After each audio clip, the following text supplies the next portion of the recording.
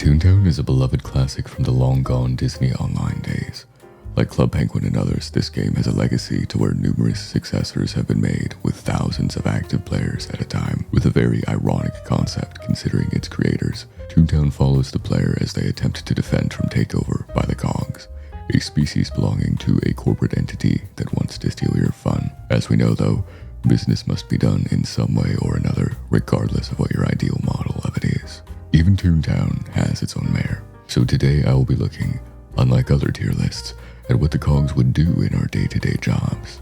As each design is analogous to a certain type of worker, I will explain the type of person I think each cog represents, and give them an evaluation based on how they would fit in my ideal company.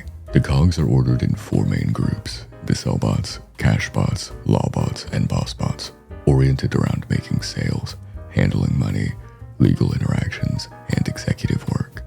We will rank them in this order as this is the order you infiltrate their headquarters in the game, and we won't rank their bosses because they don't usually have enough detail and are based on a specific role rather than a work personality. Our first cog to be ranked is the cold caller. Don't let his appearance in the promotional arts fool you because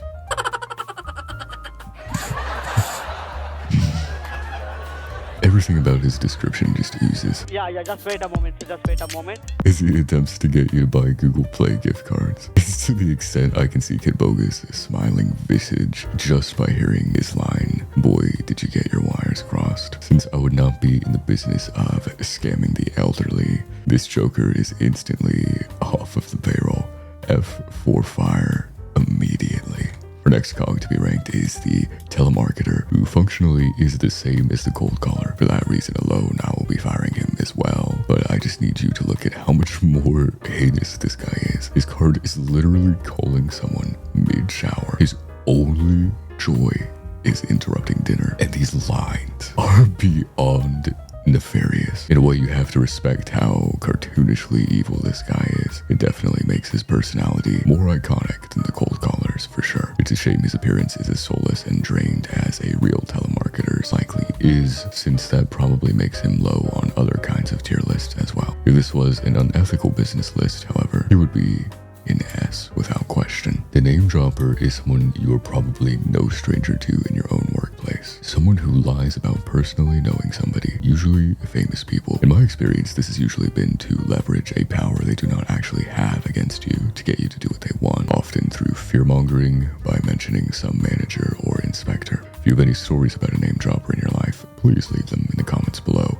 And if you've not run into one, know that if they're not related to the person they're talking about, they're probably making it all up and can be ignored. It will save a lot of time and stress for you. With that lack of meaningful contribution in mind, the name dropper is a workspace liability and is fired. Now the glad-hander to me is more of a gray area. I understand how this kind of person can make people uncomfortable, and certain people definitely do not want someone excessively friendly and familiar in their space for valid reasons, but we will assume the best for our glad-hander because his dialogue makes him seem like a goober who loves a handshake.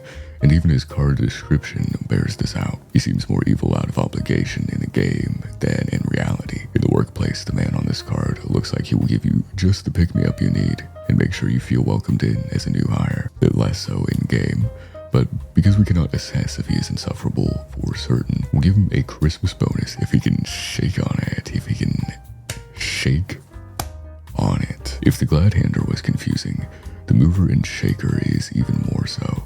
You give him one look and assume he's so evil he should be fired immediately. But his description only says he is important and makes moves around the business. It is a good thing to have someone who is not afraid to make some moves. But what I do not like is how he seemingly yearns for shaky ground. However, in the immediate next thought, what he also likes are good vibrations. And you may just look how he does as a product of an era. It would not be surprising considering there are literally eagles and sharks we're going to get to on this list. Overall, I think this guy will be a good asset to my company, and maybe even a great asset down the line. But for now, he's going to get a Christmas bonus until he shows his moves are good, and not just for the sake of change, as one of his likes implies. Keep those good vibes going, man. The world would be a much better place if our two faces were as obvious as the one in ToonTown. I mean, he literally has 2 faces, come on guys. The one we're reviewing wants completely to deceive, lie to, and double-cross you. And even if he has good puns, which he does, you gotta give him that, that is not enough to convince me an otherwise reprehensible person deserves a spot in my company. The Mingler is one I understand the negative implications of, as in some or even many cases they can be understood as trying to suck up more than other people to get ahead and play the social game over developing traits that would earn these promotions. You can quickly identify and likely will be unable to stand these people in your job, but ensuring you are well connected is not bad on its own. After all, people must know you in some capacity to know who you are and what you want in the company. But I've even known good minglers who make sure they know everyone but do it for the benefit of everyone as well. Their connections and knowledge can really help get people moved for the better. They are like the more social version of the mover and shaker who does the actions. But since the social element is usually more volatile than the business one, I will be keeping the mingler an average salary until she's proven to be more than a butt muncher. Okay, and Mr. Hollywood. They say you never get a second chance to make a first impression. And if you've ever seen a Mr. Hollywood type at work, you can recognize them immediately. They do this for perhaps many reasons, but one of them, intended or not, is to make the sale. And making the sale is something this man is born for. While it's true that, as this card says, he may be smile over substance, it's not going to matter for my business as the product is built different. But he can even carry things that are suboptimal, and he's a marketing tool and potential face of the company in some capacity. I think we have our first certified S for salary. Gentlemen, a raise to you, good sir, a raise to you. Moving into the cash box, we begin with the short change, who's probably on the same level of villainy as the telemarketer. His identity is literally not giving people their correct amount of money. And outside of GameStop game exchanges, I cannot think of an above ground arena where someone is habitually getting away with this. This guy literally says you're about to be overcharged. He is an unstoppable menace to society. But that being said, he needs to be a menace elsewhere because he would be fired almost immediately in most businesses for even beginning to try this. He may have a water cooler, but that's not getting him to avoid this firing. In stark opposition to the short change, who is a clear, chaotic evil, the penny pincher is a bare minimum lawful neutral, if not lawful good. A penny pincher may be understood to be greedy, but who doesn't want, nay, need a lot of cash in our current climate? In this economy, the double quarter pounder should not be eclipsing our minimum wage. How are we going to buy a house? The penny pincher understands all these things, and even as an honest man, just look at his likes. And not only this, but in his promotional art, he appears to be trying to earn back the money that is actively being stolen from him. Toons have never used real cash. Their currency is jelly beans. This piggy bank has real money in it. And look at the smugness with which that duck is taking it away. Penny pincher is just trying to get his hard-earned money back. He's pure swag. He's pure hustle. He's all about his business, and he will surely be rising through the ranks in mine. S tier. Now, the tightwad is perhaps attuned to the same sensitivities our penny pinchers of the world are when it comes to not liking to spend or lend money. However, what he doesn't understand is you need to spend some money to make it, and his lines suggest he is more inclined to shut down business than to conduct it smartly. This can be fine with your personal funding, and so this will not impact, for example, a lower ranking employee. But since we're assuming workers in general, we have to account for things with less set prices or managers and other things where this could end up being an issue, and indeed is, where stores will, for example, get the most rundown, out-of-date equipment possible and be unable to replace it for things that are better. I'm sympathetic to the place the tightwads are coming from, but they must learn from the GigaChat penny pincher to navigate through these dark, storm-ridden waters we find ourselves sailing through in the modern world. The tightwad will get a pay deduction since the mindset needs adjustment, but I see potential in them if they can change. Maybe even all the way up to S with the true Chad penny pincher. Considering the bean counter is just a statistician or an accountant, at least one of his dislikes is completely understandable, and the likes are great for a business. This already puts the bean counter in a great position. When you add that he loves making bean puns, I mean, come on. You're combining beans and puns together at the same time. I don't think too much else needs to be said about this guy. He even has a cool hat, and all three of his looks are pure swagger in their own way. The salary raise for the bean counter has been coming. Much like the bean counter, if you've ever been hounded by higher-ups for a certain statistic, you quickly realize that the number workers are important. While many of us toil and focus on getting the job at hand done, to do it in the most effective way requires analysis of our output and focusing on where there is the most waste, where the most money is being made, and etc. So a number cruncher is exactly the type of person you need for the job. Someone who can do the complex calculations necessary. You're getting freaky with those numbers though, so they can get a raise. But then it's back to the cubicle. I don't need to see those mathematical horrors beyond human comprehension. You take your raise and then unlock higher planes of reality in that box by yourself. A wealthy or extravagant person, the money bags will be rolling up and making their name obvious when they punch in, maybe to where you are wondering why they're even at the job. But he does say you can never have too much money, and it is perhaps for this reason he's there. We could talk about him loving money, but his starting phrases are of way more interest to me. Money won't make you happy. From the money guy, by the way. Paper or plastic, as if he has experience being a bagger, admitting he has serious baggage. This one may be the most interesting cog, and in terms of workers, if we keep these starting phrases in mind, this one may be the one you want to spend more time with and learn more about, as they probably have more lore than Bionicle and could prove themselves to be a profound asset if you can integrate them into your system. I'll be giving a Christmas bonus for the mystery, but I want to find out much more. These are the types that I have a good feeling about and think are worth working on. While the loan shark in a lot of fields is not one-to-one applicable with this definition of a literal loan, I think we can equate loans here with loans of labor, because there is no shortage of people who essentially give you nothing or very little and yet expect a world-class return from you as if your salary is maxed out.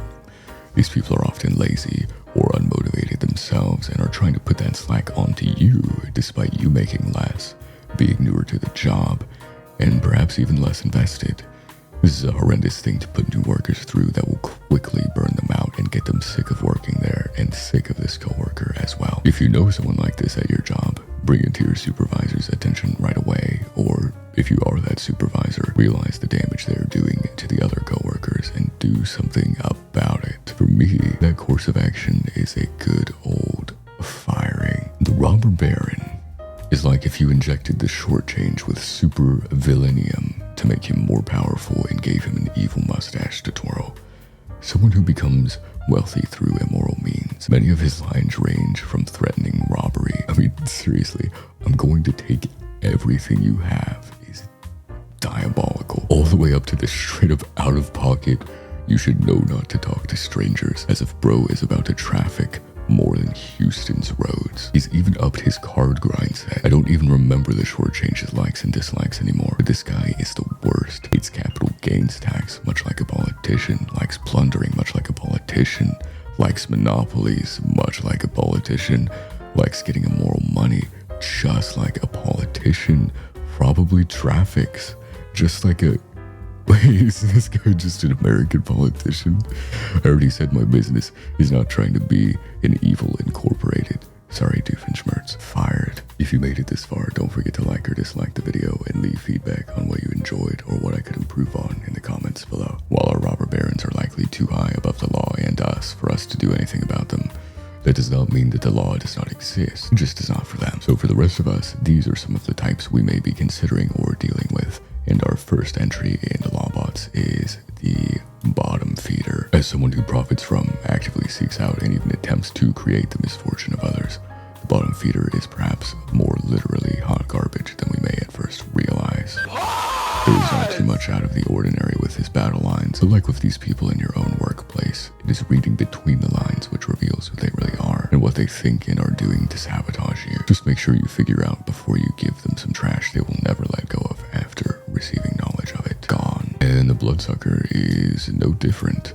I honestly think they just wanted to add a vampire to this game because this description is seriously just a less creative carbon copy. Fired. In a similar vein, you may think at first glance that the double talker is just another Two-Face, but the similarities are mainly visual. While they do also both try to confuse language to get what they want, the Two-Face is more of a total liar that actively seeks your downfall, whereas the double talker just confuses language for his benefit, potentially getting you to agree to or do things you don't want. And while that type of person is certainly annoying, he can also be of benefit to us as well, especially when it comes to dealing with the kinds of customers who love to do the exact same thing. Those two could run a yapathon for hours and allow the rest of the crew to be productive in the meanwhile. We'll give him a deduction since he needs some fixing, but with work he will be a valuable employee in his own way. We just need to game him more than he games others. The ambulance chaser, being a very specific lawyer type, is not going to be applicable to most businesses. But what I can say is that the type of lawyer he represents, that is, ones rushing to a suit at the slightest hint of an injury claim, are disastrous for businesses of all kinds, empower Karens, and much more, which can cost significant money for us, none of which we can afford to lose. Keep them as far away as possible. Fire, be gone, be gone. The backstabber is basically a two-face, and the minor differences don't matter because they're both untenable for a business in general and should be eradicated immediately. Fired. Goodbye. Versus the double talker. The spin doctor appears to be like the upgraded Chad guy the girl tells you not to worry about spinner. Instead of trying to win things out through confusion, the spin doctor is shaping the stories how he wants, but is actually winning, unlike Drake. I have my own special spin on this subject. This guy is likely a PR mastermind for me. I can get him to go convince the backstabber I just fired that this was a new door opening for him or something. I'll put him in the average salary because I would need to know on a personal basis what he can do and know he is doing the right things with his ability as well. But like the Mingler, he could prove to be a great asset to my company if the right circumstances are met. A term used for lawyers, but particularly skilled ones. The legal eagle will be our first line of defense against the ambulance chasers, presuming we can afford him. And if we can, this massive Chad of a cog will surely carry us to victory in court and get a well-deserved salary raise to my #1 cog design favorite, cleans up in the job evaluation tier list as well. Being synonymous with just an important person, the bigwig is kind of hard to judge, just like the real thing. You may never even see these people in your job. They may be great at their job. They may be terrible and completely out of touch, but never consider that they may be. Who knows? And more importantly, who cares? Because they are probably immune in their position already. It is better for you to just avoid acknowledging their existence, unlike certain name droppers we may know. We'll keep an average salary for him, because although there is certainly a reputation for these people to be that out of touch type I discussed, you really have to know depending on the individual and what little information you can glean from them. And lastly, we get to the boss bots who perform executive work. As the last thing we want in our work environment on a small or big scale is that bad kind of bigwig. We must keep a carefully close eye on who is in this category. With our first spectacle, the flunky, there's not too much to be impressed by. It is respectable that he is an assistant type, but from his battle phrases, it is basically clear he is the bad end option of the Mingler. But even worse is he is only focused on the direct superior and nobody else around him. We will be giving a deduction to him as this type is extremely common, and just from the description of being a boss's pet, you probably already know multiple of these in your life and should start calling them flunkies immediately too. But like the other C tiers, he could be very redeemable into an assistant type who has self-respect, a healthy admiration for a good superior, and helps with the hard supporting work that enables daily operations to run. Being noted as someone who does a large amount of paperwork,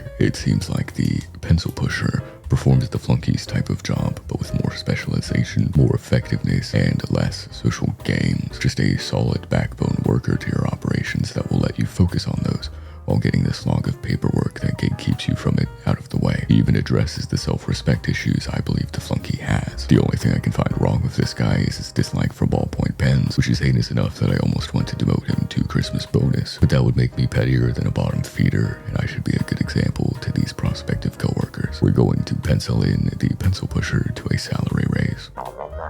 Yes. Yes, I did. A yes man shows up in more ways than you may expect. You may even be a yes man yourself. And thinking about it, I probably am one a little and need to stop. But you don't fully understand it yet. This is not just agreeing to or going along with whatever the boss says to get on their good side. It is also potentially offering yourself up on the altar for the sake of being agreeable. Consider his quote, "Want to meet? I say yes, anytime." Would you come in for work no matter the circumstances when you are not desperate for money? When things like this are done at your expense, it is unhealthy to you and in the long run can lead to resentment, bitterness, and even leaving. Make sure you take care of yourself and stand up for yourself, like a pencil pusher would too. Say how you feel. I'll be giving the yes man an average salary because he's not necessarily doing something wrong, but he's doing a disservice to himself, and so I do not want to give a bonus to affirm this behavior. We will get his individuality out or begin forging it together one way or another. The micromanager is another one of the types you've almost certainly experienced in the workforce if you've been in it for any amount of time. It seems like here it is clear that this performed past the initial training phase, so that is the type of micromanager I will be concerned about here. Usually they're not as brazen as some of these dialogue lines are insane. I'm watching every move you make. I'm going to get in your business. I'm going to be breathing down your neck. Triple threat sounds like an abusively controlling parent, and in some ways the analogy is not that far off. Dislikes opinions on the card is nuts too. You may think this is a recipe for firing, and to be clear, this individual cog absolutely would be, but the more general archetype of micromanager seems to come from a good place that is just misguided in its methods. We'll be giving a pay deduction because even ignoring those quotes, those phrases are still a haunting reminder of the potential of the micromanager. But this is another one I believe is fixable into a very good manager who can train people which perform their own actions to the same quality the manager does. I'll just go out and say I don't like the downsizer, the next cog on our list. While it's true that sometimes you do need to shrink down, what we'll quickly see, and what I have seen multiple others and even myself suffer from, is that the downsizers usually shrink based on what a theoretical possible minimum is, without considering how straining or difficult that is on those who are left behind. Being only concerned with what is possible and not practical, the downsizer doesn't seem to consider their employees, and so I see no reason to consider him. His "don't ask me to lay off" line is funny, but what will be even funnier is when he gets what is coming to him, because he is about to catch this firing. The headhunter is one of those cogs who they had more of a great design for than a direct business idea, because this guy actually just wants to behead people in a game of Minecraft, of course, like the wither skeletons. He wants to make a beacon, but the term he is based on is one where, in stark contrast to the downsizer, he's looking to give jobs and find people. As an expert headhunter is highly valuable in more ways than I can detail here. I will put aside this one's psychopathic tendencies and mark the headhunter down to a Christmas bonus like the other ones, who are highly promising and have valuable skill sets, but just need to prove themselves a little more to earn that S-tier permanent boost. Someone who just wants to hire people but does not have a great eye for it could prove to be problematic for us after all. If you have followed gaming news of almost any kind, you will be aware of how in recent years more acquisitions than seemingly ever have been done with established, respected, or promising companies, only to see those companies ending up destroyed or unrecognizable shells of themselves. The person spearheading these operations is the corporate raider, and this method of business, especially in the more creative fields, is one of the worst kinds imaginable. Most often they have an interest in stamping out competition instead of actually caring about the product a company was presenting, and the consumer seems to lose universally in these kinds of buyout situations. Employees do too, as having a soul is something I definitely want to pursue in greater volume. Owning a soulless husk corporation with a soulless husk employee that hollows out the souls of other promising ones is not something I can get behind, nor think you should either in our current climate, where we are seeing these disastrous effects firsthand. Fired. Being a near carbon copy of the bigwig, I don't think I have much new to add with the big cheese. However, if you consider he is literally a block of cheese, can say in greetings he is cheesed to meet you, and Big Cheese not only recalls at once the infamous rapper Biggie Cheese, but is also a much better name than Bigwig. We will be giving the Big Cheese a Christmas bonus above him, and that's it. The cogs are not arranged within the tiers in a particular order, and here you can see my final corporation as well as the direction I plan to take it in. If you work or have in the past, how has your experience influenced how you would tier these cogs in this kind of list? Let me know in the comments down below. Until next time, I'm Mel C.